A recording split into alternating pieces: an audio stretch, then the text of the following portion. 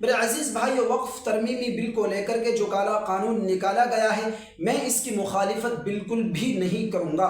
میرے عزیز بھائیو، اس وقت جو یہ الفاظ میں نے استعمال کیے ہیں، بالکل یہ الفاظ میں نے سوچ سمجھ کر استعمال کیے ہیں۔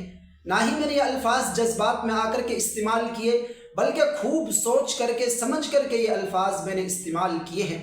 میرے عزیز بھائیو، وقف ترمیمی بل کو لے کر کے ایک بہت بڑی حقیقت میں آپ لوگوں کے سامنے آج پیش کرنے جا رہا ہوں۔ میرے عزیز بھائیو، ویڈیو کو مکمل ضرور دیکھیے گا۔ سب سے پہلے تو میں آپ لوگوں کو یہ بتا دوں کہ جو یہ الفاظ میں نے استعمال کیے تھے کہ میں وقف ترمیمی بل کی بالکل بھی مخالفت نہیں کروں گا، میرے عزیز بھائیو، یہ الفاظ میں نے اپنی طرف سے نہیں کہے، بلکہ جو ہمارے غفلت میں سوئے ہوئے مسلمان ہیں ان کی طرف سے یہ الفاظ استعمال کیے گئے تھے، جو یہ الفاظ میں نے آپ لوگوں تک شیئر کیے۔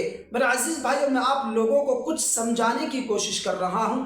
میری اس ویڈیو کو غور سے دیکھنا اور مکمل دیکھنا اور کچھ سمجھنے کی کوشش ضرور کرنا۔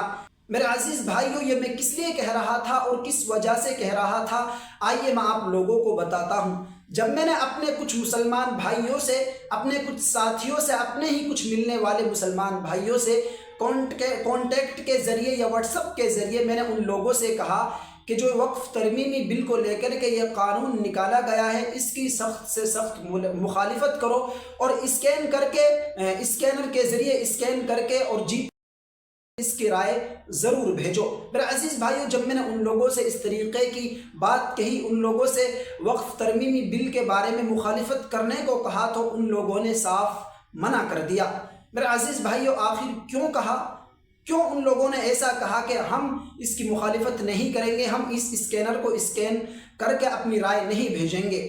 ان کے دماغ میں ایک غلط فہمی بھری ہوئی تھی، جو مجھے معلوم ہوا کہ یہ غلط فہمی کافی مسلمان بھائیوں کے ذہنوں میں بھری ہوئی ہے، جس کی وجہ سے ابھی ہم مکمل ٹارگیٹ تک نہیں پہنچ سکے۔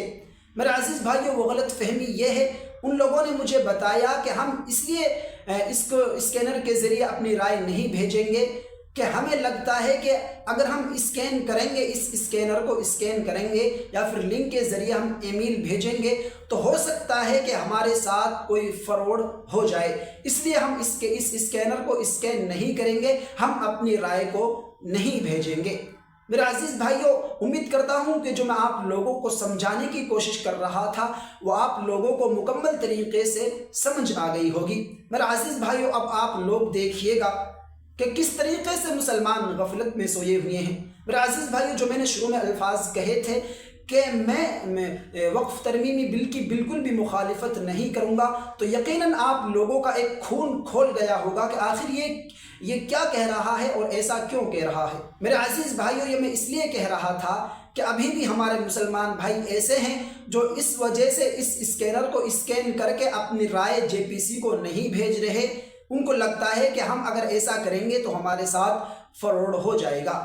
میرا عزیز بھائیو، بتائیے کتنی بے وقوفی کی بات ہے، مسلمان کتنے غفلت میں سوئے ہوئے ہیں۔ میرا عزیز بھائیو، ابھی ہمارے پاس 4 دن اور باقی ہیں، اگر ان 4 دنوں کے اندر ہم اپنے مکمل ٹارگیٹ تک نہیں پہنچے تو آپ اپنی وقف کی ہوئی جائیداد، زمین، مسجدوں کی زمینیں، قبرستانوں کی زمینوں سے بھی ہاتھ دھو کر بیٹھ جائیں گے اور اس وقت کہیں گے کہ یہ مودی حکومت، یہ سرکار کیا کر رہی ہے، جبکہ اس میں سراسر آپ لوگوں کا ہی قصور ہے۔